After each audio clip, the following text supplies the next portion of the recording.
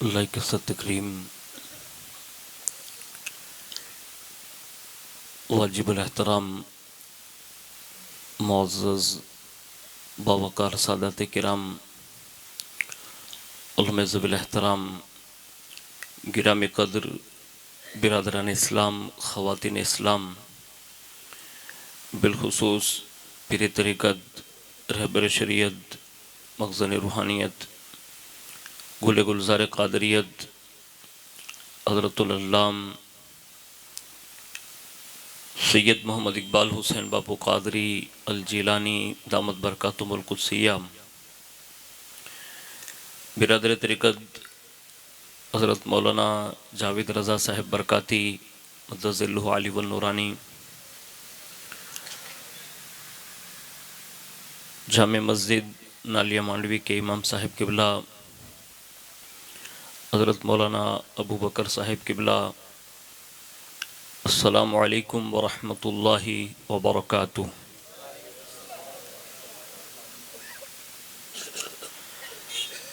الحمد للہ رب العالمین والعاقبۃ للمتقین والصلاة والسلام علی سید الانبیاء والمرسلین وعلی آلہ واصحابہ وازواجہ وذریاتہ واہل بیتہ وابنہ الغوث الاعظم الجیلانی ومعین الملت والدین والشیخ الاسلام والمسلمین اعلی الحضرت الامام احمد رضا وعلی عباد اللہ الصالحین اجمعین اما بعد فاعوذ باللہ من الشیطان الرجیم بسم اللہ الرحمن الرحیم والضحى واللیل اذا سجا صدق اللہ مولانا العظیم وبلغنا رسولہ النبی الامین المختار الکریم ونحن على ذلك لمن الشاہدین والشاکرین والحمد للہ رب العالمین۔ آئیے سب سے پہلے مذہب اہل سنت والجماعت یعنی کہ مسلک اعلیٰ حضرت کے قدیم دستور کے مطابق ہم سب کے آقا و مولا حضور سراپا نور سیدنا محمد الرسول اللہ صلی اللہ تعالی علیہ وآلہ وسلم کی بارگاہ پر نور میں جی لگا کر درود پاک کی نظریں پیش کر لیں۔ اللہم صلی علی سیدنا مولانا محمد معدن الجود والکرم وعلی آلہ واصحابہ وبارک وسلم۔ نبی اور آل نبی پر ایک بار بڑی محبت کے ساتھ پورا مجمع مل کر درود شریف پڑھ لیں۔ اللہم صلی علی سیدنا مولانا محمد معدن الجود والکرم وعلی آلہ واصحابہ وبارک وسلم۔ حصول برکات و نجات کے لیے ایک بار اور محبت سے جی لگا کر درود شریف پڑھ لیں۔ اللہم صلی علی سیدنا مولانا محمد معدن الجود والکرم وعلی آلہ واصحابہ وبارک وسلم۔ صلاۃ و سلام علیک یا رسول اللہ صلی اللہ تعالی علیہ وآلہ وسلم۔ اللہ رب العزت کی توفیق سے اس کے پیارے محبوب صلی اللہ تعالی علیہ وآلہ وسلم کے تصدق سے بالخصوص پیران پیر روشن ضمیر سیدنا شیخ عبد القادر جیلانی المعروف غوث العظم دستگیر رضی اللہ تبارک و تعالی عنہ کی نگاہ عنایت سے شادی کی تقریب کے موقع پر حضور کے میلاد میں ہم اور آپ شرکت کی سعادتیں حاصل کر رہے ہیں۔ اللہ رب العزت حضور کے میلاد کے تصدق سے ہماری آپ کی سب کی حاضری کو قبول فرمائیں، اور جس خوشی کی تقریب کے موقع پر حضور کا میلاد سجایا گیا ہے اللہ تبارک و تعالی ہونے والے دلہا اور دلہن کے درمیان اللہ بے پناہ محبتیں عطا فرمائیں۔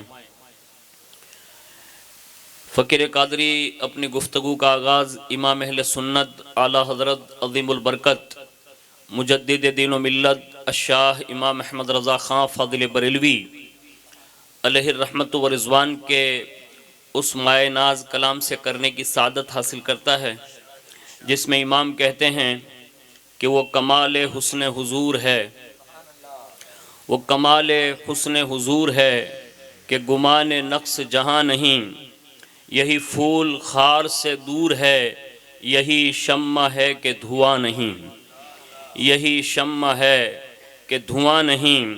اور کہتے ہیں بخدا خدا کا یہی ہے در، بخدا خدا کا یہی ہے در، نہیں اور کوئی مفر مکر، جو وہاں سے ہو یہیں آ کے ہو، جو یہاں نہیں تو وہاں نہیں، جو یہاں نہیں تو وہاں نہیں۔ اور ایک جگہ کہتے ہیں تیرے آگے یوں ہیں دبے لچے فصحا عرب کے بڑے بڑے، تیرے آگے یوں ہیں دبے لچے فصحا عرب کے بڑے بڑے، کوئی جانے منہ میں زباں نہیں، نہیں بلکہ جسم میں جان نہیں، کوئی جانے منہ میں زباں نہیں، نہیں بلکہ جسم میں جان نہیں۔ اور کہتے ہیں کروں تیرے نام پہ جا فدا، کروں تیرے نام پہ جا فدا، نہ بس ایک جاں دو جہاں فدا، کہتے ہیں کروں تیرے نام پہ جا فدا، نہ بس ایک جاں دو جہاں فدا، دو جہاں سے بھی نہیں جی بھرا، کروں کیا کروڑوں جہاں نہیں، کروں کیا کروڑوں جہاں نہیں۔ اور آخر میں کہتے ہیں کروں مدح اہل دول رضا، کروں مدح اہل دول رضا، پڑے اس بلا میں میری بلا، میں گدا ہوں اپنے کریم کا، میرا دین پارائے نا نہیں، میں گدا ہوں اپنے کریم کا، میرا دین پارائے نا نہیں۔ ایک بار بڑی محبت سے پورا مجمع مل کر باواز بلند درود پاک پڑھ لیں۔ اللہم صلی علی سیدنا مولانا محمد معدن الجود والکرم وعلی آلہ وصحابہ وبارک وسلم، صلاۃ و سلام علیک یا رسول اللہ صلی اللہ تعالی علیہ وآلہ وسلم۔ مجھ سے پیشتر ایک بہترین خطاب حضور سیدی سرکار سید محمد اقبال حسین باپو قادری الجیلانی دامت برکاتہم القدسیہ سے ہم نے اور آپ نے سماعت فرمایا۔ اللہ رب العزت ہمیں اور آپ کو ان تمام باتوں پر عمل کی توفیق عطا فرمائیں۔ اور جس خوشی کی تقریب میں ہم اور آپ حاضر ہیں، ایک بہن کے نکاح کے موقع پر یہ محفل سجائی گئی ہے، اور ہمارے یہاں یہ اس وقت سے دستور چلا رہا ہے کہ جب بھی کسی سنی صحیح العقیدہ مسلمان کے یہاں کوئی خوشی میسر آتی ہے تو ہم اپنے محبوب کا میلاد مناتے ہیں، اور اس کی شروعات اور اس کی ابتدا حضرت بابا آدم علیہ السلام جب جنت میں بنائے گئے اور حضرت حوا بنائی گئیں، اس وقت سے لے کر آج تک ہر جگہ حضور کا میلاد سجایا گیا، آج بھی سجایا جا رہا ہے، اور انشاءاللہ اللہ سے امید کرتے ہیں کہ صبح قیامت تک ہماری آنے والی نسلیں بھی حضور کا میلاد پڑھتی رہے گی، سنتی رہے گی، سناتی رہے گی۔ اور یہ میلاد پوری کائنات کا مقصد ہے، اور اگر یوں کہا جائے کہ قیامت کا دین بھی اسی لیے رکھا گیا ہے تاکہ پوری کائنات کو یہ بتایا جائے کہ اللہ کا محبوب ہے کون۔ یعنی یہ اس بات کی دلیل ہے کہ حضور کا میلاد یہ رسم نہیں ہے، بلکہ یہ قدرت کی جانب سے اتنا بڑا انتظام ہے کہ قدرت نے یہ فیصلہ کر لیا ہے کہ محبوب عطا تو میں کروں گا، میں جسے چاہوں اسے بیٹا دوں، میں جسے چاہوں اسے بیٹیاں دوں، میں جسے چاہوں اسے کچھ نہ دوں، یہ میرا فیصلہ ہوگا۔ میں جسے چاہوں نعمتیں دوں، میں جسے چاہوں کنگال کر دوں، میں جسے چاہوں اسے امیر بنا دوں، میں جسے چاہوں اسے غریب رکھ دوں، میں جسے چاہوں اسے کیپیبل بنا دوں، میں جسے چاہوں اسے غربت کی چکی میں پیسنے لگا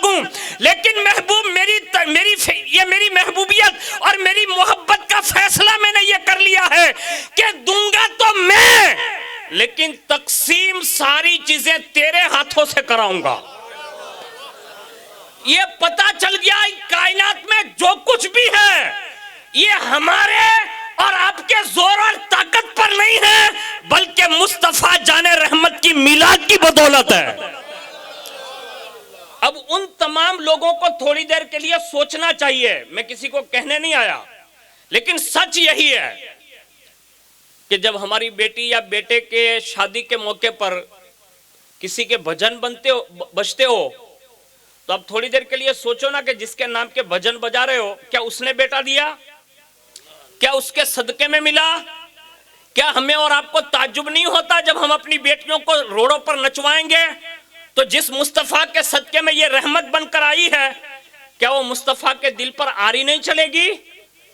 یہ حضور کے صدقے میں اللہ نے دیا ہے تو حضور کا میلاد مناؤ. اور جس زمانے میں مسلمانوں نے حقیقت میں مصطفیٰ کی محبت میں میلاد منائے ہیں اللہ نے اس میلاد کی برکت سے ان کے خاندانوں کو اتنا دیا کہ آج تک ان کے خاندان لٹا رہے ہیں. اللہ خزانے کم نہیں ہونے دیتے. اور رب سے پوچھا جائے کہ مولا ان کو اتنا کیوں دیا ہے تو قدرت بھی جواب دے گی کہ انہوں نے میرے محبوب کے لیے کام کیا, میں نے ان کے لیے اپنی رحمت کے خزانے کھول رکھے ہیں. اب آپ کبھی یہ بھی اعتراض کر سکتے ہیں اور نالیہ مانڈوی شریف ہے تو کوئی پوچھ بھی سکتا ہے کہ برکاتی کیا ٹھوکم ٹھاک کرتا ہے کرسی خطابت پر بیٹھ کر. جو 2-3 نمبر کا دھندا کرتے ہیں اس کو تو واہ واہ ہے اور یہاں بیچارے مزدوری کرتے ہیں تو اچھا کس کو ہے؟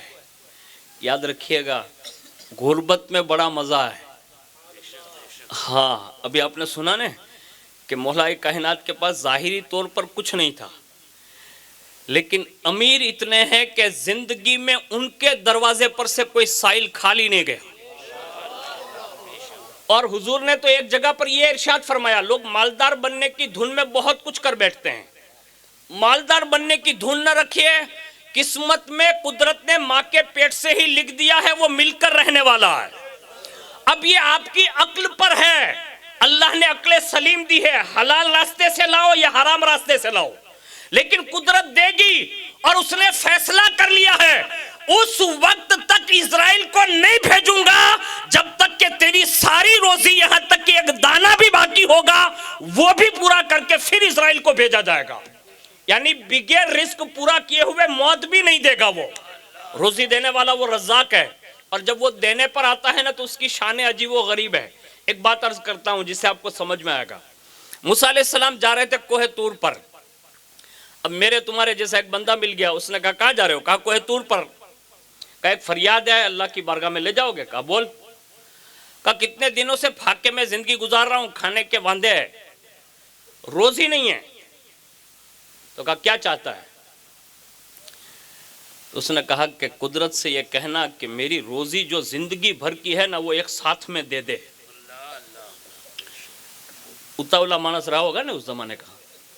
تو اس نے کہا کہ ایک ساتھ میں دے دیں. موسیٰ علیہ السلام نے کہا کہ ایسا ہوتا ہے؟ تو کہا نہیں ہو وہ چاہے تو سب کچھ ہوتا ہی ہے. تو اس سے عرض کرنا میری ریکویسٹ تو رکھنا.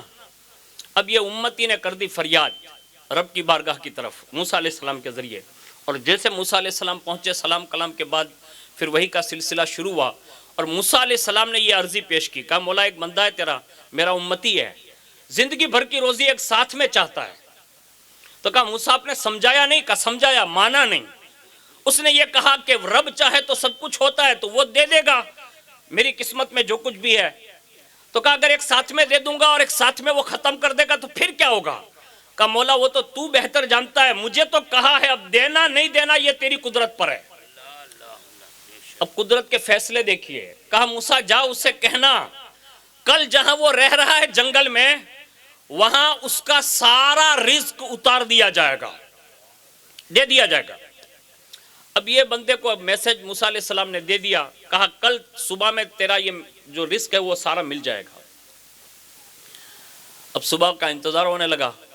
صبح ہوئی نا تو مال اترنے لگا, مطلب غار کے سامنے بڑی تعداد میں مطلب روزی جو تھی نا وہ اتری اور باقاعدہ سامان جو بھی چیزیں چاہیے تھی وہ ساری ملی. وہ باہر نکلا, اپنی اہلیہ کو بلایا, کہا یہ لگتا ہے کہ موسیٰ علیہ السلام کی عرضی قبول کر لی گئی ہے، سارا مال آ گیا ہے۔ بیوی میں نہیں دیکھا تو کہا ہاں ہے تو اپنا ہی لگتا ہے۔ کہا ایک کام کرتے ہیں، موسیٰ علیہ السلام سے پوچھ لیتے ہیں۔ یعنی اس زمانے کے لوگ بھی بڑے حساس تھے، بغیر پوچھے کسی کی کوئی چیز لیتے ہوئے نہیں تھے۔ اور ہمارے یہاں تو یہ ہے کہ واڑی ریڈی ہوئے نا تو بڑھنا گڑا بدو حساب کرے۔ یہ ہنسنے کے لیے نہیں ہے، یہ حرام ہے۔ جو لے رہے ہو کھا رہے ہو یا اپنے اولاد کو لے جا کر کھلا رہے ہو نا، یہ حرام ہے۔ اور جب بیٹے حرام کی کمائی کھائیں گے نا تو پھر نقصان نقصان نقصان اور نقصان ہی ہوگا۔ اس لیے حرام مت کھلائیے، عزت کے ساتھ حلال کا ایک لقمہ کھلائیے، اللہ تمہاری 7 نسلوں تک اس حلال کا اثر پیدا فرمائے گا۔ لیکن کھلائیے حلال، اللہ توفیق دے تو۔ اب جیسے یہ بندے نے مطلب فوری طور پر اس نے موسیٰ علیہ السلام کو پوچھا، موسیٰ علیہ السلام نے کہا وہ ساری تیری روزی ہے۔ اب وہ بستی میں گیا اور بستی میں جا کر جتنے بھی رسوئے تھے یعنی کھانا پکانے والے سب کو دعوت دے دی، کہا سب آئیے میرے یہاں کل کھانا پکانا ہے۔ کیسا؟ کہا ہاں۔ سب کو دعوت دی اور سب کے ذریعے سے وہ بنوانے لگا۔ جب کھانا بالکل تیار ہو گیا، ساری روزی کا جو بھی ملا تھا سب کا کھانا بنوا ڈالا اور سارے لوگوں کو دعوت دے دی، اور اس میں موسیٰ علیہ السلام کو بھی دعوت دی، وہ بھی آئے۔ اور جب سب دیکھا نا کہ سب پکوا ڈالا ہے، ساری کی ساری روزی اللہ کے نام پر جو ہے سب کو کھلانے کے لیے، تو موسیٰ علیہ السلام نے دیکھا کہ ساری پبلک بھی آ گئی، کھانا بھی کھا کے جا رہی ہے۔ امتی تھا نا آپ کا، درد تھا، رک گئے اور پوچھا کہ آج کے دن ہی ملی اور آج کے دن ہی سب کچھ کھلا دیا؟ تو وہ امتی کہتا ہے سنیے گا، مالدار بننا ہو نا تو اس امتی سے سیکھیے۔ اس نے کہا میرا تھا ہی کہاں، دیا تھا تو رب نے نا۔ کہا ہاں۔ کہا اسی کے بندوں کو اسی کے نام پر کھلا دیا ہے، تو جو اس کا تھا وہ میں نے دے دیا ہے، اب وہ جو چاہے گا کرے گا۔ موسیٰ علیہ السلام کو بھی بڑا تعجب ہوا، وہ تو چلے گئے گھر۔ دوسری صبح ہوئی، اس سے 2 گنا کر کے قدرت نے اتارا۔ اس نے پھر پکوایا، پھر کھلایا، پھر پکوایا، پھر کھلایا، یہاں تک کہ وہ کھلاتا رہا، رب دیتا رہا۔ موسیٰ علیہ السلام کوہ طور گئے، کہا مولا تو نے تو کہا تھا نا یہ زندگی بھر کی روزی دے دی ہے، یہ دوسرے دن تیسرے دن یہ کھلانے پر تلا ہوا ہے، تو دینے پر؟ رب کی طرف سے وہی آئی، کہا موسیٰ جب وہ بندہ ہو کر میرے نام پر سب کچھ دے سکتا ہے تو کیا میں اس کی روزیاں بڑھا نہیں سکتا؟ یہ رب کے فیصلے ہیں، لیکن کب ہوگا؟ جب ہم رب سے تعلق جوڑیں گے۔ آج ہمارے اور آپ کے حالات جو اب تر بنے ہوئے نا، بڑی سچویشن سے پوری دنیا گزر رہی ہے۔ آپ نالیہ منڈوی کا مت سوچئے گا، میں جنرلی طور پر گفتگو کر رہا ہوں۔ اس وقت ہر بندہ خوف زدہ ہے، ڈرا ہوا ہے، آنے والے وقتوں میں کیا ہونے والا ہے۔ ایک بات ہمیشہ نقش کر لیجئے، یہ امت جب تک رسول اللہ سے وابستہ رہی، حضور سے پیار کرتی رہی، حضور کا تذکرہ سنتی رہی، قرآن سے وابستہ رہی، اللہ کی فرما بردار رہی، قدرت نے عزتیں دی ہے، اور قدرت نے اتنے بڑے نام پیدا کر دیے ہیں کہ دنیا ایک طرف ہو جائے نا تو نام مٹا نہیں سکتی۔ اس کی ایک مثال دیتا ہوں، صرف ایک مثال خالی سمجھنے کے لیے عرض کر رہا ہوں۔ کائنات میں بڑے بڑے سلطان گزرے، بڑے بڑے بادشاہ گزرے، بڑے بڑے تالور گزرے، بڑے بڑے مالدار گزرے، اور اتنے بڑے بڑے بادشاہ گزرے جس کا ہم تصور نہیں کر سکتے، لیکن سب کے نام مٹا دیے۔ اور ہندوستان میں ایک شخصیت جسے دنیا معین الدین حسن چشتی ثم اجمیری کہتی ہے، آج بھی کائنات کے بچے بچے کے نام پر یا غریب نواز یا غریب نواز ہے۔ میں نے کہا یہ غریب نواز یہ آپ کا نام زندہ کیسے ہے؟ تو کہا جب سے سمجھتے سیکھا ہوں اور جب سے دنیا میں آیا ہوں ایک ہی مشن ہے، اللہ راضی ہو جائے اور میرے نانا مصطفیٰ کریم راضی ہو جائیں۔ قرآن خود بھی پڑھا، دوسروں کو بھی پڑھایا، اور اللہ کے لیے نکل چلے، سب کچھ چھوڑا، اور اسی ہندوستان میں تنے تنہا ایک غریب نواز نے 3 کروڑ لوگوں کے سینوں کے اندر اسلام کی محبت پیدا فرما دی۔ اور یہ چھوٹا موٹا کام نہیں تھا، کام تھا بہت بڑا، لیکن ہم نے اور آپ نے اس کا احساس نہیں کیا۔ لیکن یہ غریب نواز کی ایک مثال میں نے آپ کے سامنے پیش کر دی۔ اب یہ جو جس جلسے میں ہم بیٹھے نا، آپ کے یہاں ایسا نہیں ہوتا ہوگا اللہ ماشاءاللہ، لیکن ہمارے یہاں اکثر ایسا ہوتا ہے، ہر جگہ ہوتا ہے۔ میلاد کی شروعات میں یا میلاد کے بعد 8 دن پہلے وہ شادیاں ہوتی ہیں، اس میں نچوایا جاتا ہے، کودوایا جاتا ہے، جو کچھ بھی کیا، بیچ میں ایسی میلاد سیٹ ہوتی ہے، اور اس کے بعد دوسرے دن پھر جو بھی ہوتا ہے وہ آپ اور ہم جانتے ہیں۔ لیکن یہ چیزیں کرنے سے نقصان بڑا ہو رہا ہے، اور اس کی مثال میں ابھی دوں۔ ابھی قریب میں ایک بیٹی کو سگے باپ نے گلا دبا دیا، پیپر میں پڑھا ہوگا آپ نے۔ آخر یہ کیوں ہوا؟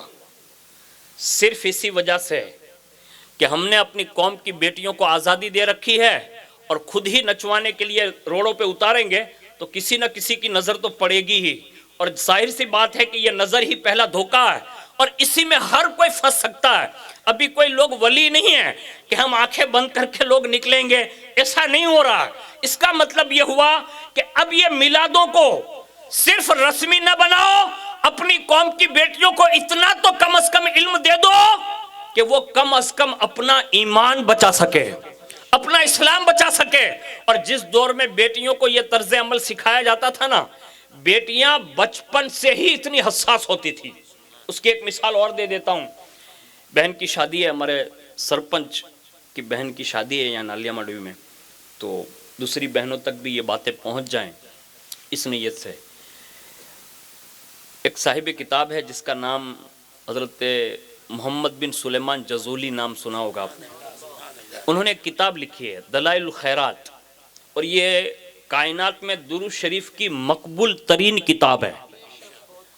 بہت مطلب کامل درود جو ہے نا وہ سارے اس میں اکٹھا کر دیے گئے، اور انہوں نے یہ لکھنے کی وجہ اپنی اسی کتاب میں یہ بات لکھی ہے کہ میں جب کسی قافلے کے ساتھ حج یا عمرہ کی نیت سے کہیں سفر پر تھا، اور مجھے پانی کی ضرورت پیش آئی، میں ایک بستی سے گزرا، کنواں تو ملا، ڈول اور رسی نہیں تھی۔ ہم لوگ پریشان تھے کہ نماز کا وقت چلا جائے گا اگر پانی نکالنے کی کوئی چیز نہ ملی۔ اتنے میں قریب کے گھر سے ایک چھوٹی سی چند سالہ بچی آئی، اور اس نے میرا چہرہ دیکھا، سلام کیا، اور اس نے کہا بابا پریشان لگتے ہیں، کسی چیز کی حاجت لگ رہی ہے۔ کہا بیٹی جلدی کر، یہ پانی اندر ہے، نکالنے کے لیے ڈول اور رسی نہیں ہے، کوئی سبب پیدا نہیں ہو رہا ہے، اس لیے پریشان ہے۔ بیٹی بھی کتنی ہوشیار تھی، چند سالہ بچی کہتی ہے، کہا بابا گھبرائیے نہیں، پانی میں نکال کے دوں گی۔ یعنی نماز کے لیے وضو کرنا تھا، بیٹی کہہ رہی ہے میں نکال کے دوں گی۔ کہا بیٹی رسی اور ڈول کے بنا پانی کیسے نکلے گا؟ کہا اب سب سائیڈ میں ہٹ جائیے، کنویں کے کنارے تک پہنچنے تو دیجئے۔ راستہ دیا، بیٹی آگے آئی، لب ہلائے کچھ پڑا، اسی وقت اس نے کنویں میں تھوکا، اللہ نے اس بیٹی کے تھوک کی وجہ سے کنویں کا پانی باہر لا دیا۔ اب یہ بیٹی کتنی پاورفل ہوگی کہ جس کا تھوکنا کنویں سے پانی کو باہر لا دے۔ حیرت سے دیکھتے رہے وہ۔ کہا بیٹی تھوڑی دیر ٹھہرنا، ہم نماز پڑھ لیتے تو اس سے کچھ سوال کرتے ہیں۔ جلدی سے وضو کیا، سب نے نماز پڑھی، نماز سے فارغ ہو کے بیٹی کو بلایا اور پوچھا، کہا بیٹی یہ بتا آخر یہ طاقت جو ہے تیرے تھوک میں کیسے آئی کہ تو کنویں میں تھوک دے تو نیچے کا پانی اوپر ابل کر آ جائے؟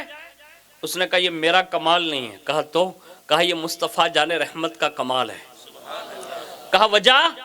کہا میری ماں مجھے بچپن سے سکھاتی تھی اور حضور کی زندگی کے معجزات سناتی تھی، اور جب میں نے یہ سنے نا تو اس میں یہ بات بھی میں نے پڑھی تھی، سنی تھی، میری ماں نے کہا تھا، کہا بیٹی جب بھی کوئی مصیبت آئے تو فرمایا حضور پر درود و سلام پڑھا کرنا۔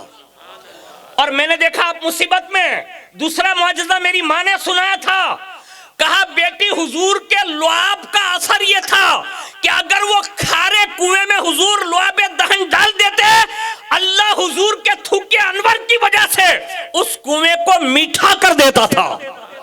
تو میں نے جب آپ کو مصیبت میں دیکھا اور کنواں بھی سامنے تھا تو میں نے حضور سے عرض کیا کہ حضور میری زبان میں تو کوئی کمال نہیں ہے، لیکن یا رسول اللہ آپ کی زبان میں تو کمال ہے، آپ کے درود و سلام میں تو کمال ہے۔ میں نے حضور پر درود بھیجا، حضور کے اس معجزے کا واسطہ دیا اور تھوکا، اور آپ نے جو دیکھا نا اس میں میرا کوئی کمال نہیں، یہ مصطفیٰ جان رحمت کے معجزات کا کمال ہے۔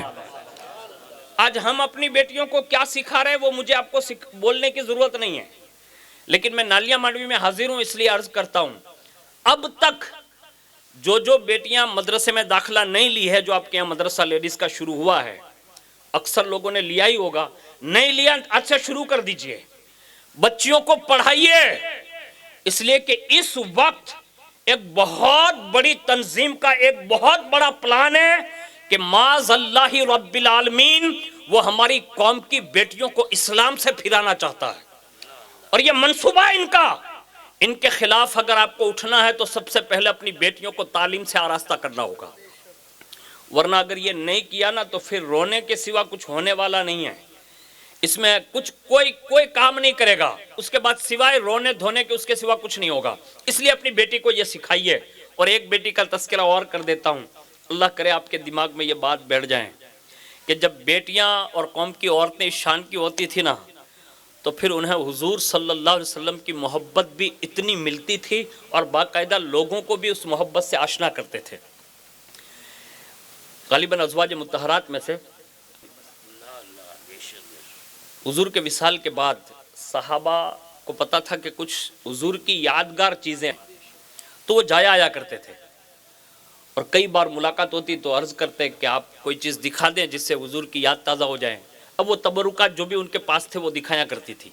ایک صحابی رسول حاضر ہوئے، عرض کیا، کہا اماں جان حضور کی یاد سے تعلق رکھنے والی کوئی چیز ہو تو آپ دکھا دیں۔ اس وقت حضرت ام سلمہ کے پاس غالباً حضور جس آئینے میں اپنا چہرہ انور دیکھا کرتے تھے تو وہ آئینہ ان کے پاس موجود تھا، تو انہوں نے اس صحابی رسول کو ایسے آئینہ دکھایا، اور جیسے وہ آئینہ دیکھا انہوں نے اسی وقت وہ بے ہوش ہو کر گر پڑے۔ یعنی حضور سے محبت کتنی ہوگی اس سے اندازہ لگائیے۔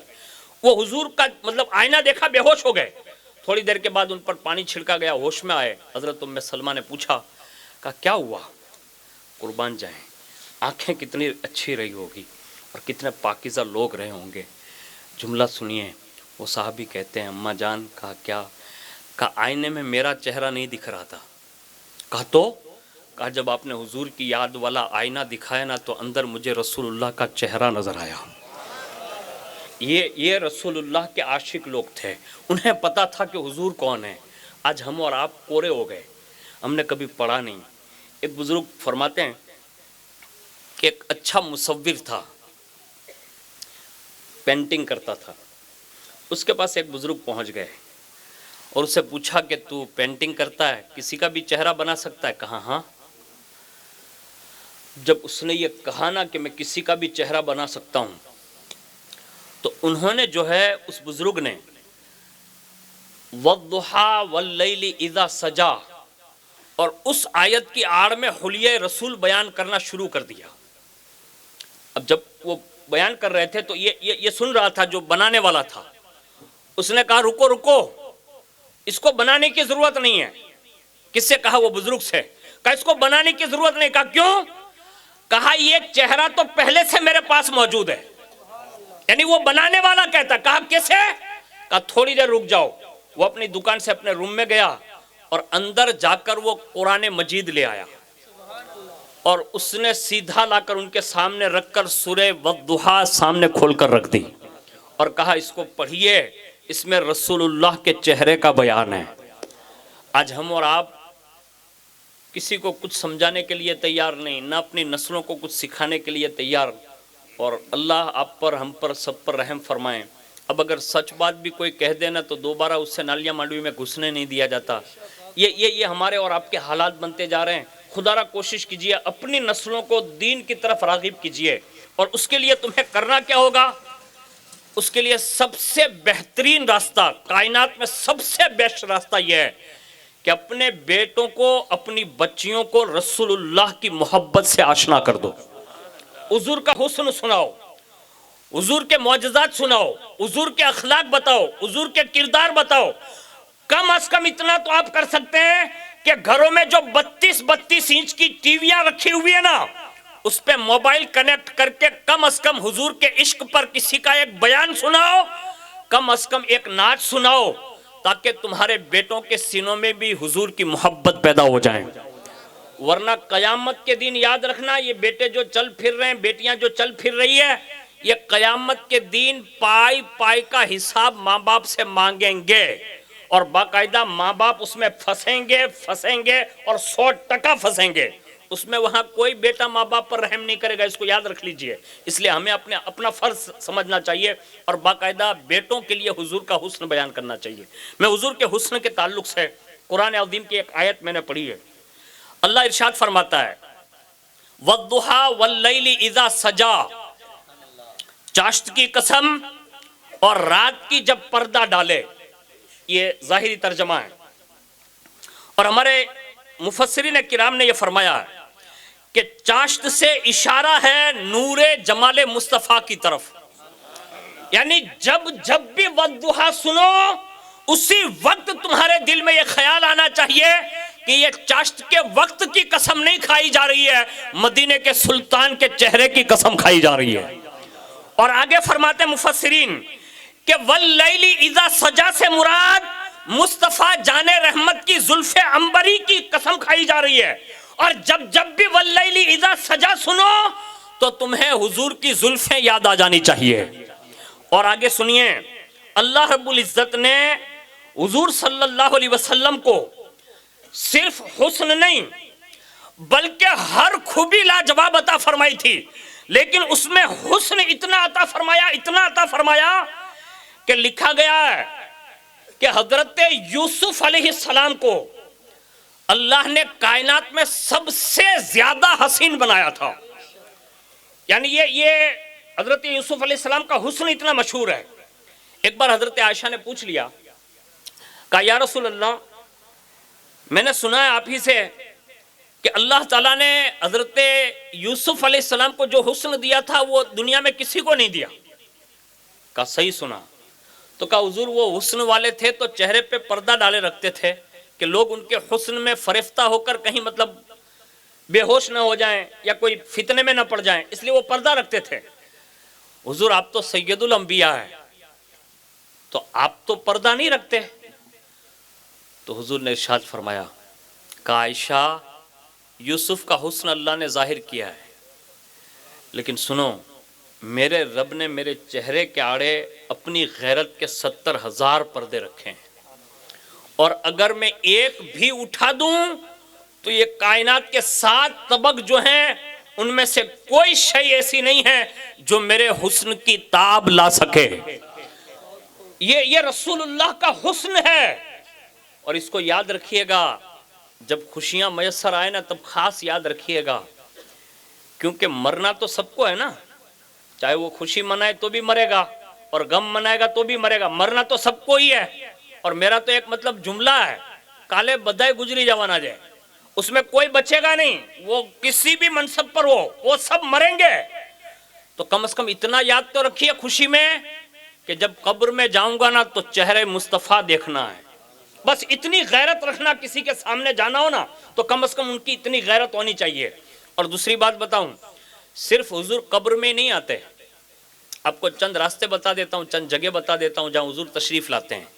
امام غزالی علیہ الرحمہ نے لکھا ہے پہلی جگہ کا نام، فرمایا مسجد جاؤں تو اس نیت کے ساتھ جاؤ کہ وہاں بھی حضور کا دیدار ہوتا ہے۔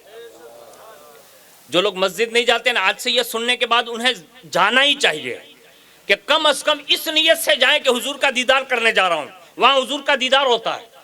دوسری جگہ لکھی ہے ایک بزرگ کے حوالے سے، وہ فرماتے ہیں کہ جب میں بچہ تھا اور مدرسے میں پڑھنے گیا تو اپنے استاد کے بازو میں نے رسول اللہ کا دیدار کیا۔ اس کا مطلب حضور مدرسے میں بھی تشریف فرما ہوتے ہیں، اپنے بچوں کو وہاں بھی بھیجیے۔ تیسری بات سنیے، حضور صلی اللہ علیہ وسلم نے ارشاد فرمایا جب گھر میں داخل ہو تو سلام کرو، اگر کوئی ہے تو گھر والوں کو سلام کرو، اگر کوئی نہیں ہے تو فرمایا مجھے سلام کرو، یعنی الصلاۃ والسلام علیکہ یا رسول اللہ کہو، کیونکہ ہمیں ہر مومن کے گھر میں میری روح موجود ہوتی ہے۔ اب آپ سوچئے، غور کیجئے، اب جو لوگ گھر میں بیٹھ کر نشہ کرتے ہوں گے ان کو سوچنا چاہیے، جو لوگ گھر میں بیٹھ کر ٹی وی پر ڈرامے دیکھتے ہیں ان کو سوچنا چاہیے کہ اللہ نہ کرے کہیں گھر میں ایسے کام کرتے ہوں گے تو کہیں حضور کی روح ناراض نہ ہو جائیں، اس لیے کہ رب ناراض ہونا تو حضور کے صدقے منایا جا سکتا ہے، اس کو یاد رکھیے گا، لیکن اگر رسول اللہ ناراض ہو گئے تو پھر کائنات میں انہیں منانے کے لیے کہاں جاؤ گے؟ اس لیے یہ اس بات سے ڈریے گا، تو یہ بات بھی یاد رکھیے. تیسری بات سنیے, اللہ نے ہم سب کی جان سے بھی زیادہ اگر ہمارے قریب کسی ذات کو رکھا ہے تو وہ ہم سب کے آقا محمد الرسول اللہ کو رکھا ہے. یعنی حضور ہماری جان سے بھی زیادہ قریب ہے. ہمیں اور آپ کو بھی یہ چاہیے کہ ہم جب بھی کہیں بھی رہے ہمیں حضور کی محبت کا خیال آنا چاہیے. اور یہ بات میں نے اس لیے عرض کر دی تاکہ آپ کو حسن مصطفیٰ سمجھ میں آئے. حضرت عائشہ نے عرض کیا, یا رسول اللہ آپ مجھے نہیں دکھا سکتے وہ حسن؟ تو حضور نے فرمایا, عائشہ کسی میں یہ طاقت نہیں ہے, یعنی میرا حسن کوئی دیکھ نہیں سکتا, وہ آنکھوں سے آدمی اندھا ہو جائے گا, یعنی اس کی آنکھیں جانے کا ڈر ہے. اب حضرت عائشہ ہے, قربان جائیں, حضور سے کتنا پیار کرتی تھی. عرض کیا, یا رسول اللہ ایک نظر اس حسن کی تاب تو نہیں لا سکوں گی, لیکن اصرار بڑا, کہا حضور ایک نظر دکھا دیں. حضور نے فرمایا, عائشہ ٹھیک ہے آنکھیں بند کر لو. آنکھیں بند کر لی اور اس کے بعد جیسے کھلی نا, تو حضرت عائشہ فرماتی ہیں کہ میری آنکھ کھلنے کے بعد میں پیچھے کی طرف دوڑی, یہاں تک کہ دیوار سے ٹکرا جاتی. پیچھے سے حضور نے اپنے دست انور سے مجھے تھاما اور پکڑ لیا, اور اس کے بعد جب میں بے ہوش ہو گئی اور اس کے بعد جب ہوش میں آئی تو حضور نے فرمایا, عائشہ کیا ہوا؟ تو عرض کرتی, یا رسول اللہ اتنا نور تھا کہ مجھے ڈر تھا کہ کہیں جل کر خاک نہ ہو جاؤں. یعنی یہ رسول اللہ کے حسن کی ایک تاب ہے. حضور نے فرمایا, عائشہ ابھی تو قدرت نے صرف ایک ہی پردہ ہٹایا ہے, یہ رسول اللہ صلی اللہ علیہ وسلم کا نور ہے, یہ حسن کے تعلق سے ہیں. ورنہ سنیے, اللہ نے حضور کو تمام وصف, تمام صفتیں, تمام کمالات, تمام فضائل, تمام مناقب, یعنی کائنات میں جتنی بھی خوبیاں بنتی تھی وہ ساری کی ساری اگر کسی ذات میں اکٹھا کر دی ہے تو وہ کوئی اور نہیں, وہ ہم سب کے غمخوار محمد الرسول اللہ میں جمع فرما دی ہے. یہ رسول اللہ صلی اللہ علیہ وسلم کو اللہ نے یہ شان عطا فرمائی ہے. ان میں سے میں حضور کے قریب رہنے والوں میں ان کی ایک تمنا عرض کرتا ہوں. آج سے یہ تمنا کیجئے گا, آپ حضور کو خواب میں دیکھنا چاہتے ہیں کہ نہیں؟ ارے یار میں کسی عام بندے کی بات نہیں کر رہا ہوں, آپ سے پوچھتا ہوں, حضور کا دیدار چاہتے ہیں کہ نہیں؟ انشاءاللہ کہہ کے ہاتھ اٹھائیں. انشاءاللہ, ماشاءاللہ, اللہ آپ کے اٹھے ہوئے ہاتھوں کی لاج رکھ لے. ہے بڑا مطلب مسئلہ ایک دم, وہ ہماری اور آپ کی آنکھیں اس قابل نہیں ہیں, لیکن یاد رکھیے حضور کی شان یہ ہے کہ حضور جب چاہیں جسے چاہیں اور جس حال میں چاہیں. حضور کل بھی کرم فرماتے تھے, آج بھی کرم فرماتے ہیں, اور صبح قیامت تک کرم فرماتے رہیں گے. اور یہ تمنا جس کی بڑھتی ہے نا اس کو یہ شرف ملتا ہے. اپنے ایک بزرگ کے حوالے سے سنا ہوگا, اور یہ میں نے اپنے بزرگوں سے سنا اور کہیں پڑھا بھی تو تعجب ہوا. ان کو اللہ نے اتنی طاقت دی تھی کہ وہ جس کے لیے دعا فرما دیتے تھے رات میں حضور کا دیدار کروا دیتے ہیں. اب آپ سوچئے, تھوڑا غور کیجئے کہ کیسے لوگ دنیا میں رہے اور لوگوں نے کیسا فائدہ اٹھایا. آپ اور ہم یہاں درگاہوں پر جاتے ہیں, کبھی یہ سوال نہیں کیا ہوگا درگاہ والے بزرگ سے کہ آپ کے دربار میں آیا ہوں تو کرم کرو نا, حضور کا دیدار یا کم از کم مدینے کی حاضری ہی دلوا دو. یعنی یہ عرض کرنا چاہیے. یہ بڑے لوگ ہیں, یہ طاقت رکھتے ہیں لوگ, لیکن ہم لوگ کبھی ایسا مانگتے نہیں. ہمارے یہاں تو ایک اسکوٹر ہو تو 20 جون, ایک رکشہ ہو تو 20 جون, ایک گودام ہو تو 20 جون, ایک پلاٹ ہو تو 30 جون. یعنی ہم دنیا مانگ رہے ہیں, سب یہی کر رہے ہیں اور اس میں دو رائے نہیں. لیکن سنیے, کبھی یہ چیزیں مانگنی چاہیے. وہ بزرگ جو تھے نا وہ دیدار کرواتے تھے اور سب لوگ آتے بھی تھے, دعا کرواتے, رات میں دیدار ہو جاتا. اب وہ تھے بزرگ, ان کی اہلیہ تھی یعنی بیوی. اس نے کہا کہ میرا سرتاج سب کے لیے دعا کرتے ہیں اور میرا کیا قصور ہے؟ تو کہا آپ بھی دیدار کرنا چاہتی ہے؟ کہا ہاں. تب بزرگ نے دیکھے طریقہ کیا ہوتا ہے, ارشاد فرمایا, شادی کی پہلی رات جو سجتی تھی نا ایسی سج جا. کہا کیا مذاق کر رہے ہیں, اب تو بوڑھاپا آ گیا ہے, اب ایسا کیسے سجوں گی؟ کہا نہیں میں کہتا ہوں نا. یعنی شوہر نے اجازت دی, بزرگ تھے, اللہ کے ولی تھے, انہوں نے کہا تو سج جا اور سج دج کے جیسے پہلی رات میں دلہن بیٹھتی ایسے بیٹھ جا, یعنی روم میں. ان کو بھی تعجب ہوا کہ یہ کون سا کھیل کھیلیں گے, اللہ بہتر جانے. اب انہوں نے ان کو کپڑے وغیرہ جو بھی سجنا دجنا تھا وہ مطلب تیار کیا, اور جب سج دج کے وہ رات میں مطلب بستر پر بیٹھی یہ بزرگ گھر سے باہر نکلے، اپنے بڑے سالے صاحب کے گھر گئے اور ان کو اٹھا کر لے آئے اور فرمایا چلو گھر پہ جا کے دیکھو تمہاری بہن بوڑھاپے کی دہلیز پر پہنچی ہے اور ابھی تک سجنے دھجنے کا شوق نہیں گیا ہے۔ یہ بزرگ نے چال چلی، لے آئے اور جیسے بھائی نے آ کر بہن کو اس حال میں دیکھا نا تو ڈانٹا، اور جب بہن کو بھائی ڈانٹے نا تو پھر اس کا دل ٹکڑے ٹکڑے ہو جاتا ہے۔ وہ بزرگ خاتون جو تھی نا وہ رونے لگی اور اتنا روئی کہ روتے روتے بستر پہ آنکھ لگ گئی، اور جیسے آنکھ لگی دل ٹوٹا ہوا تھا، قسمت کا ستارہ بلند ہوا، اسی رات میں رسول اللہ نے دیدار عطا فرمایا۔ صبح ہوئی، پورا گھر معطل تھا، میاں بیوی دونوں آپس میں باتیں کر رہے تھے اور کہا مبارک ہو حضرت، کہا کس بات کی؟ کہا آپ کا یہ حربہ کام کر گیا۔ کہا کیوں؟ کہا رات میں رسول اللہ نے مجھ گنہگار کو اپنے دیدار سے مالا مال فرمایا۔ یہ اس نے کہا، پھر انہوں نے یہ بات پوچھی کہ آخر یہ وجہ کیا ہے کہ آپ نے یہ کام کیوں کروایا مجھ سے؟ سنیے گا۔ انہوں نے فرمایا سب کو حضور کا دیدار نہیں ہوتا۔ تو انہوں نے کہا کن کو ہوتا ہے؟ کہا جن کے دل ٹوٹتے ہیں حضور ان دلوں کو جوڑنے آتے ہیں۔ میں نے رات میں جو تمہیں باعث سے ڈٹوایا نا، مجھے کوئی شوق نہیں تھا، لیکن تیرا دل جو تھا نا وہ ٹوٹا ہوا نہیں تھا، غمگین نہیں تھا، تو بے قرار نہیں تھی، تو میں نے تیرے باعث سے ڈٹوایا تاکہ تجھے تیرا دل ٹوٹے، اور جب تیرا دل ٹوٹا تو روتے ہوئے سوئی تو پھر مدینے کے سلطان نے آ کر تجھے تسلی دی اور تیرا دل جوڑ دیا۔ آج ہمارے اور آپ کے حالات بھی یہی ہے، یاد رکھیے گا۔ اور اسی پر مجھے ایک نقطے کی بات یاد آ گئی، آپ کو بتا دیتا ہوں تاکہ آپ کو یہ یاد رہیں کہ موت کی سختی جو ہے نا، موت کی سختی اتنی زیادہ ہے کہ اس کی کوئی دوا نہیں ہے، اس کو یاد رکھیے۔ دنیا میں کوئی ایسی ٹیبلٹ بنی ہی نہیں ہے، یعنی اتنی بھیانک ہے وہ سختی، ہے نا۔ لیکن یہ سختی کے بعد فوری طور پر ایک آسانی اتنی بڑی رکھ دی گئی کہ جس کو ہم تصور نہیں کر سکتے۔ وہ حضرت بلال بتا سکتے ہیں۔ حضرت بلال جا رہے ہیں دنیا سے، اس بیوی رو رہی ہے، فرمایا روتی کیوں ہے؟ کہا آپ جا رہے ہیں، جملہ سنیے، کہا یہ رونے کا وقت نہیں ہے، مسکرانے کا وقت ہے۔ کہا آپ جدا ہو رہے اور میں ہنسوں یعنی مسکراؤں؟ کہا تجھے میرے جانے کی فکر ہے، تجھے پتا نہیں ہے، یہی وہ راز ہے کہ جب بندہ دنیا چھوڑتا ہے قبر میں پہنچتا ہے اور اسی وقت مصطفیٰ جان رحمت کا دیدار نصیب ہوتا ہے۔ جب تک یہ احساس نہیں کرو گے نا تب تک کچھ ملنے والا نہیں ہے، اس کو یاد رکھیے گا۔ اور جو حضور کے لیے یہ احساس رکھتا ہے نا اس کا مرتبہ سنیے۔ کائنات میں انبیاء کے بعد، پوری کائنات میں انبیاء کے بعد قدرت نے جس کا رتبہ بلند کیا ہے اسے دنیا امیر المؤمنین ابو بکر صدیق کہتی ہے۔ یہ رتبہ بڑا ہے کیوں؟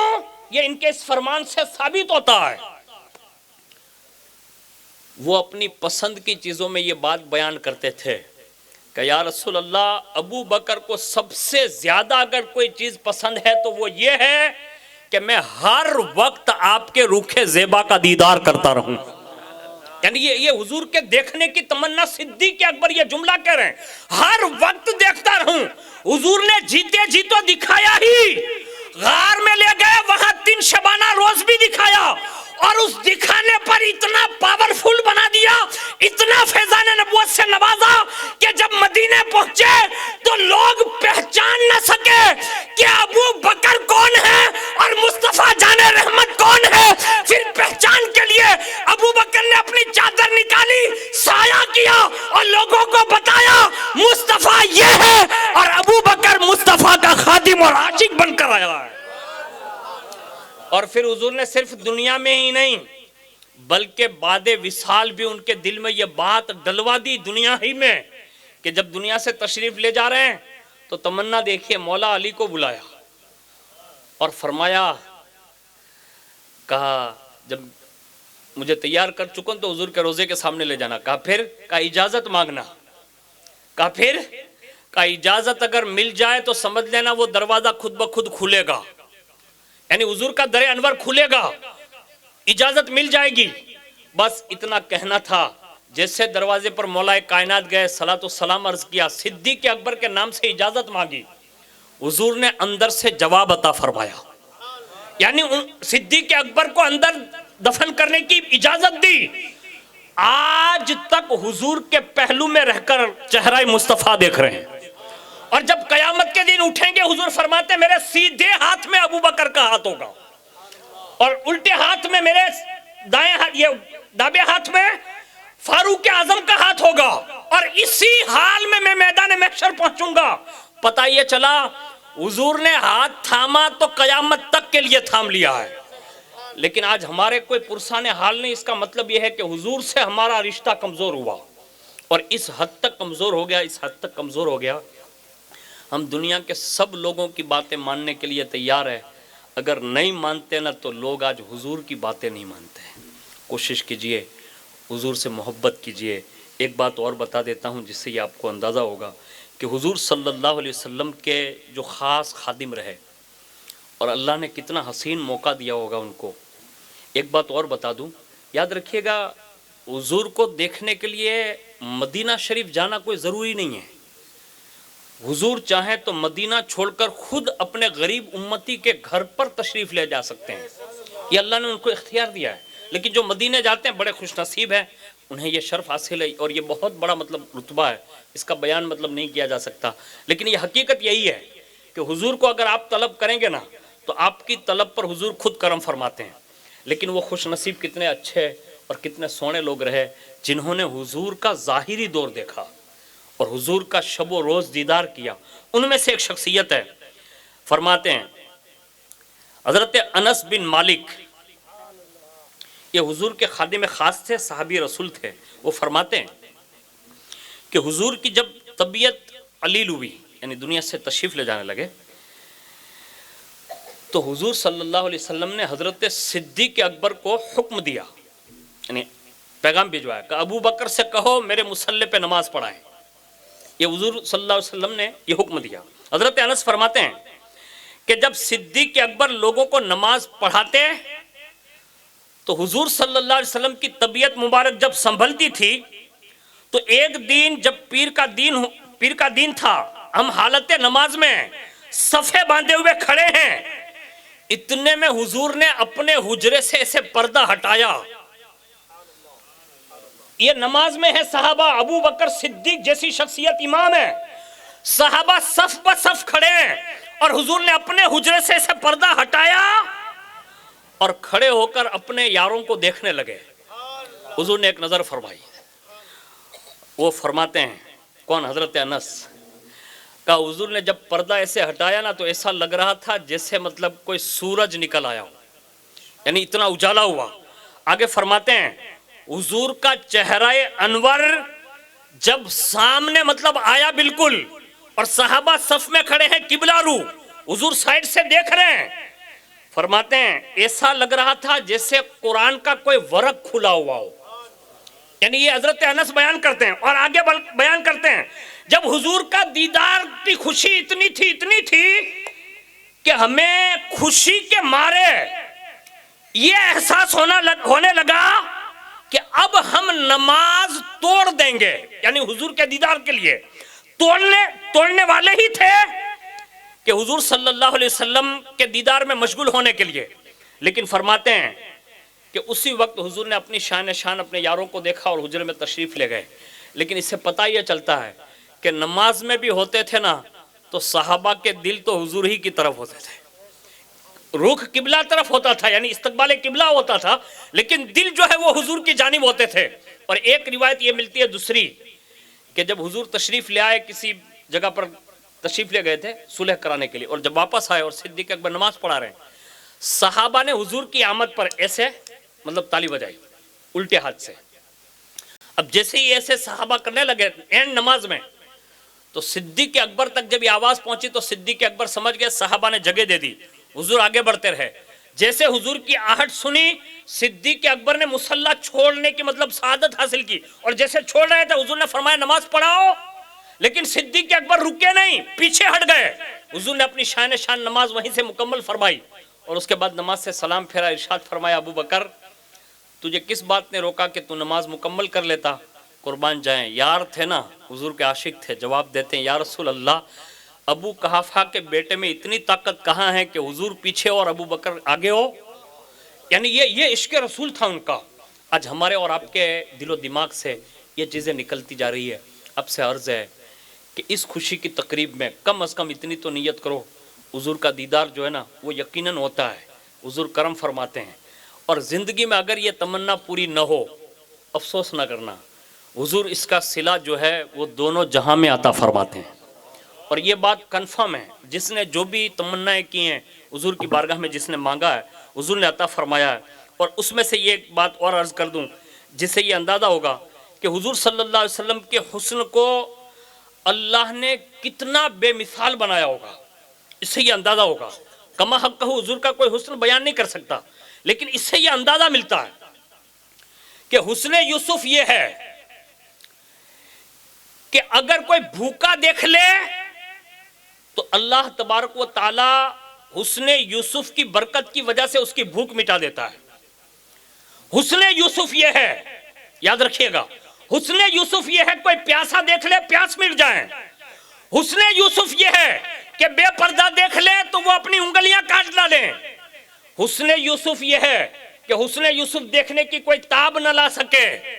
لیکن یاد رکھیے حسن مصطفیٰ کی سب سے بڑی طاقت یہ ہے، دنیا جو اس وقت ہم پر ظلم و ستم کر رہی ہے نا، اس کی وجہ یہی ہے کہ ہم حضور سے دور ہو گئے۔ اور یاد رکھیے یہ قبرستان جسے ہم کہتے ہیں نا، اس میں بھی یہ اندھیری قبر جس کو ہم کہتے ہیں نا، وہاں حضور صرف ایک بار آئیں گے، ایک بار۔ اعلیٰ حضرت کہتے ہیں قبر میں لہرائیں گے تا حشر چشم نور کے، یعنی حضور ایک بار آ جائیں تو قیامت تک وہ روشن رہے گی۔ میں کہتا ہوں مرنے کے بعد حضور اگر ایک بار آئیں تو قیامت تک قبر روشن رہ سکتی ہے۔ اپنے گھروں کو حضور کے میلاد کا مرکز بنا لو، روزانہ قرآن پڑھو، نعتیں پڑھو، اور گھروں میں اپنے بچوں کو عادی بناؤ، صبح و شام حضور پر درود پڑھے، حضور کو یاد کرے۔ اگر حضور گھر میں ایک بار آ جائیں تو یقین رکھیے تمہارے گھر میں بھی اللہ اجالے ہی اجالے عطا فرما دے گا۔ لیکن حضور کے قریب ہمیں ہونا ہوگا، اور اس کے لیے جو میں بات بتا رہا ہوں دل کے کانوں سے سنیے۔ اللہ نے حضور کا انتخاب کیسا فرمایا؟ حضرت سیدنا جعفر بن محمد اپنے والد سے روایت کرتے وہ فرماتے ہیں کہ حضور صلی اللہ علیہ وسلم نے خود ارشاد فرمایا کہ میرے پاس جبریل علیہ السلام آئے اور انہوں نے مجھے یہ عرض کیا، کہا یا رسول اللہ بے شک اللہ نے مجھے بھیجا ہے۔ کہا ہاں۔ کہا کس لیے بھیجا؟ کہا یا رسول اللہ میں پوری دنیا کو دیکھوں، پوری کائنات کو۔ کہا پھر کیا ہوا؟ تو عرض کرتے یا رسول اللہ میں نے زمین، آسمان، مشرق، مغرب، میدان، پہاڑ، سمندر، یعنی پوری کائنات میں نے دیکھ لی ہے۔ کہا پھر؟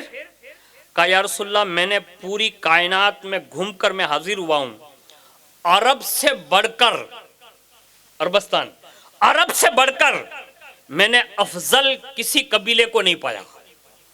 آگے کہتے ہیں اللہ تعالیٰ نے مجھے پھر حکم دیا، کہا عرب کے قبیلے چیک کرو، یعنی گھومو، اس میں مزر کو دیکھا، مزر گھما، اس میں بنی کنانہ کو دیکھا، اس سے افضل کسی کو نہ پایا۔ پھر مجھے کہا اس میں بھی گھومو، میں بنو کنانہ میں گھما، قریش سے افضل کسی قبیلے کو نہ پایا۔ پھر مجھے حکم دیا قریش میں تلاش کرو، میں قریش میں گھما، خاندان بنو ہاشم سے بڑھ کر میں نے نہیں پایا۔ اور پھر مجھے حکم دیا بنو ہاشم میں گھومو، میں بنو ہاشم میں گھومتا رہا، یہاں تک کہ مجھے کہا گیا بنو ہاشم میں کسی ایک کا انتخاب کرو۔ یا رسول اللہ پورے بنو ہاشم سے میں نے آپ سے افضل کسی کو نہیں دیکھا ہے۔ یعنی یہ پوری کائنات گھومنے والے سید الملائکہ کہہ رہے ہیں کہ یا رسول اللہ سب سے افضل اگر اللہ نے کسی کو بنایا ہے تو وہ آپ کی ذات کو بنایا ہے۔ یہ جبریل علیہ السلام کہہ رہے ہیں، رب کے حکم سے کہہ رہے ہیں، اور کہا یا رسول اللہ میں نے آپ کو سب سے افضل پایا۔ پھر ایک دوسری روایت میں فرماتے ہیں کہ یا رسول اللہ، یہ حضور فرماتے ہیں کہ اللہ تعالیٰ نے حضرت ابراہیم کی اولاد میں حضرت اسحاق اور حضرت اسماعیل دو بیٹے دیے، اسحاق کی نسل میں اور انبیاء دیے، لیکن بنی اسماعیل میں بنو کنانہ اور بنو کنانہ میں قریش اور قریش میں بنو ہاشم، اور بنو ہاشم میں حضور فرماتے ہیں سب سے افضل اگر کسی کا انتخاب ہوا ہے تو حضور فرماتے ہیں وہ محمد الرسول اللہ کا انتخاب ہوا ہے۔ یعنی ہمیں اور آپ کو چاہیے کہ کائنات میں اللہ کے بعد جو سب سے زیادہ افضل ہے اس کی طرف اپنے دلوں کو مائل کریں اور اپنی زندگی کو انہی کے راستے پر چلانے کی کوشش کریں۔ ایک بات یہ ہے کہ آخر یہ ہوگا کیسے؟ ابھی حضور پیر طریقت، رہبر شریعت، ناشر مسلک اعلیٰ حضرت، خانوادہ گوہر ملت کے چشم و چراغ،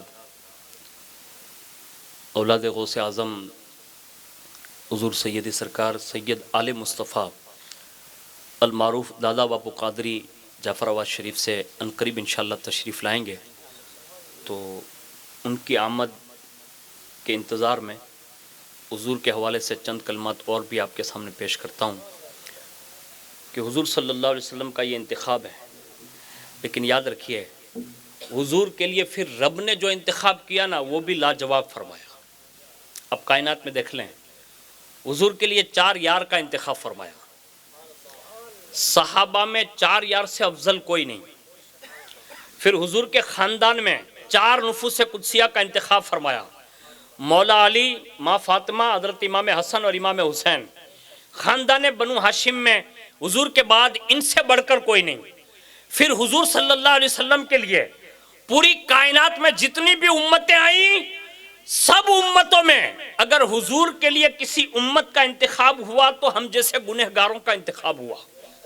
اور یہ چھوٹی موٹی نعمت نہیں ہے، ہم اور آپ جس نبی کا کلمہ پڑھتے ہیں یہ اتنا بڑا انتخاب ہے رب کا کہ موسیٰ علیہ نبینا علیہ السلام نے جب اس امت کے فضائل و کمالات دیکھے تو خود عرض کر بیٹھے، کہا مولا یہ امت مجھے دے دے، تو رب نے فرمایا، کہا موسیٰ تو میرا کلیم ہے، تجھے جو دیا گیا ہے اس پر میرا شکر ادا کر، جس امت کے فضائل تو دیکھ رہا ہے نا، کہا ہاں، کہا اس کے لیے میں نے اپنے حبیب کا انتخاب کر لیا ہے، اور اس امت کے لیے اپنے حبیب کا انتخاب ہو چکا ہے، اب یہ کسی اور کو نہیں دے سکتا۔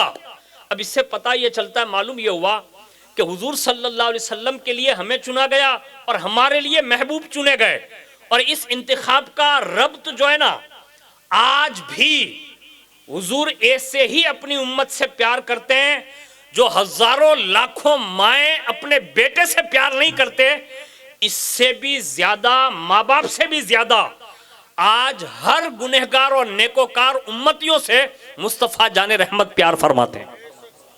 اب یہ احساس کیسے ہوگا؟ اس کے لیے میں اگزامپل دیتا ہوں کہ حضور جب کسی سے پیار کرتے ہیں نا تو پھر یہ نہیں دیکھتے کہ یہ کیا ہے، کیسا ہے، کس حال میں ہے، نہیں، بلکہ وہاں تو یہ حال ہے کہ اگر کوئی زندگی بھر کا پاپی گنہگار اگر رات میں حضور کو منا کر سو جائے نا تو رات میں ہی قسمت بدل دیتے ہیں، یعنی رات میں ہی قسمت بدل دیتے ہیں۔ اور ایسا ہوا ہے، ایسا نہیں ہے کہ یہ دنیا میں مطلب خالی بزرگوں کو ہی دیدار ہوا، ایسے لوگوں کو ہوا ہے کہ ہم اور آپ سوچ نہیں سکتے، جیتے جی بھی حضور نے یہ کر کے دکھایا اور بعد وصال بھی کر کے دکھایا۔ جیتے جی ایک مثال دیتا ہوں، حضرت دحیہ کلبی کا نام آپ نے سنا ہوگا، یہ بڑے سونے صحابی رسول ہیں اور اتنے حسین تھے، پہلے اسلام نہیں لائے تھے لیکن ان کا چہرہ حسین تھا پہلے سے ہی۔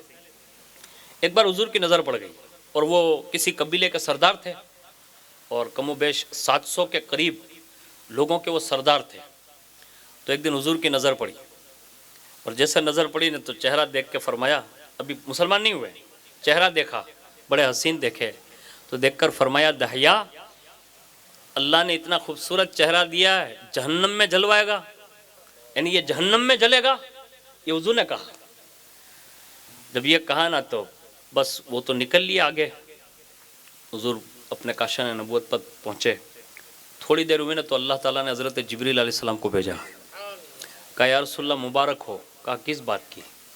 کہا اللہ کا پیغام ہے اور اللہ پر سلام کہتا ہے، اور جب آپ نے دحیہ سے جو ملاقات کی ہے نا، کہا ہاں، کہا دحیہ کے دل میں اللہ نے اسلام کی محبت پیدا فرما دی ہے، یعنی وہ تھوڑی دیر کے بعد آنے والے ہیں۔ اور جب حضور نے یہ سنا تو بڑے خوش ہوئے، حضور یہ چاہتے تھے کہ جب یہ کلمہ پڑھ لیں گے تو 700 لوگ جو ہے ان کے پیچھے پیچھے اسلام لے آئیں گے۔ حضور کی یہ تمنا بڑی دھگس تھی، حضور کی بڑی تڑپ تھی۔ بس تھوڑی دیر ہوئے حضور نے صحابہ کو بلایا اور فرمایا، دحیہ گھر تک آئے اس سے پہلے ہم خود چل کر ان کا استقبال کرتے ہیں. یعنی جس کے لیے حضور تشریف لے گئے ہو وہ کتنے حسین رہے ہوں گے. حضور نے ان کا استقبال کیا, وہ اپنے لوگوں کے ساتھ تشریف لائے, اور جیسے حضور نے مسجد نبوی میں ان کو بلایا, بٹھایا سامنے, ایک نظر ڈالی, ارشاد فرمایا دحیہ کس بات کا انتظار ہے, کلمہ پڑھ لے اور اپنے چہرے کو جنتی بنا لے. یعنی حضور نے یہ بشارت دی, اور جیسے ہی کلمے کی دعوت دی نا تو حضرت دحیہ رونے لگے. اتنا روئے اتنا روئے اتنا روئے, ایک ہی نظر دیکھا تھا نا, اتنا روئے کہ ہچکیاں بند گئی. حضور نے فرمایا دحیہ کیا بات ہے؟ تو عرض کرتے ہیں یا رسول اللہ بڑے پاپ کیے ہیں, بڑے گناہ ہوئے ہیں, بڑا مجرم ہوں, بڑا ناکارہ ہوں, کیا اللہ معاف کر دے گا؟ حضور نے فرمایا اللہ معاف کر دے گا, کلمہ پڑھ لے دحیہ. انہوں نے کہا کہ حضور آپ سنیں تو صحیح, میرا قصور کیا ہے؟ غور سے سنیے گا لوگوں, ان نعمتوں کی ہمیں قدر نہیں ہے. حضرت دحیہ کی زبان سے سنیے, جب کسی قوم کی بیٹی کا ہاتھ کسی غیر کے ہاتھ میں جاتا ہوگا نا تو اس ماں باپ پر کیا بیتتی ہے وہ دحیہ سے سنو. جب کسی قوم کی بیٹی کی بدنامی ہوتی ہے نا, اس کے ماں باپ پر کتنے تیر چلتے ہوں گے وہ ماں باپ ہی جان سکتے ہیں. جب کسی قبیلے, گاؤں یا کسی علاقے کی بیٹی کے ساتھ کھلواڑ ہوتا ہوگا اس وقت کیا گزرتی ہوگی وہ صرف گاؤں والے جان سکتے ہیں. لیکن سنیے, حضرت دحیہ کل بھی اپنا جرم جو ہے اقرار جرم کر رہے ہیں. عرض کیا یا رسول اللہ میں قوم کا سردار تھا, عرب میں یہ دستور تھا کہ جب بیٹیاں جنم لیتی تھی کہاں لوگ قتل کرتے تھے, زندہ درگور دفن کر دیتے تھے. لیکن یا رسول اللہ جب میرے قبیلے میں کوئی بیٹی پیدا ہوتی تھی مجھے سردار سمجھ کر بلایا جاتا تھا, اور میں خود اپنے ہاتھوں سے ان بیٹیوں کو ذبح کرتا اور قبر میں دفن کرتا تھا. لوگ اس کو فخر سمجھتے تھے. میں نے یہ جرم کم و بیش 700 مرتبہ کیا ہے. اب آپ سوچئے, غور کیجئے, کتنا بڑا جرم ہے. لیکن اسلام کتنا سہانا مذہب ہے, کتنا سہانا مذہب ہے. وسعت ظرفی دیکھیے. بس ابھی یہ جملے پورے ہوئے, دوسری بار جبریل آئے, عرض کیا یا رسول اللہ اب دحیہ سے کہیے اسلام کی شان یہ ہے جو کافر یا مشرک جیسے کلمہ پڑھتا ہے اسلام سے پہلے جتنے گناہ کیے ہوتے ہیں اللہ صرف کلمے کی وجہ سے معاف فرما دیتا ہے. اب یہ اتنے بڑے جرائم کلمے کی وجہ سے معاف ہو سکتے ہیں. جو بچپن سے کلمہ پڑھنے والوں کے گھر پیدا ہوئے ہو, کیا اللہ اس کے جرم معاف نہ فرمائے گا؟ کرے گا. لیکن ہم نے کبھی معافی طلب نہیں کی, معافی مانگی نہیں. اللہ بڑا کریم ہے, بڑا کریم ہے. ہم لوگ کبھی کبھی سوچتے ہیں نا کہ فلاں نے یہ جرم کر لیا, ہم لوگ نفرت کرنے لگتے ہیں. اللہ نفرت نہیں کرتا. ایک بندہ تھا, اس نے بڑے گناہ کر لیے, کم و بیش 70 مرتبہ توبہ کی, توڑ ڈالی. ایک دن اس کے دل میں خیال گزرا کہ اب 71ویں مرتبہ کیسے جاؤں. لیکن جیسے مسجد کا دروازہ کھولا, اندر گیا, کونے سے آواز آئی, کہا تو نے آنا بند کر دیا تھا, میں نے اپنی رحمت کا دروازہ بند نہیں کیا تھا. آج ہم اور آپ سب کبھی کبھی یہ سوچتے ہیں کہ آج اقبال باپو کی تقریر سنیے نا, آج سے مسجد جائیں گے. مولانا ابو بکر صاحب کی تقریر سنیے, آج سے مسجد جائیں گے. امام صاحب کی تقریر سنیے, مسجد جائیں گے. مولانا جاوید صاحب کی بات سنیے, مسجد جائیں گے. لیکن دوسرے دن, پھر تیسرے دن, چوتھے دن کوئی نہ کوئی شیطانی روپ مطلب آتا ہے اور پھر وہ بندہ بند ہو جاتا ہے. پھر سوچتا ہے اب جاؤں گا تو لوگ کیا کہیں گے. میں کہتا ہوں لوگ کی پرواہ نہ کر, دوبارہ چلا جا, اس کی رحمت کا دروازہ آج بھی تیرا انتظار کر رہا ہے.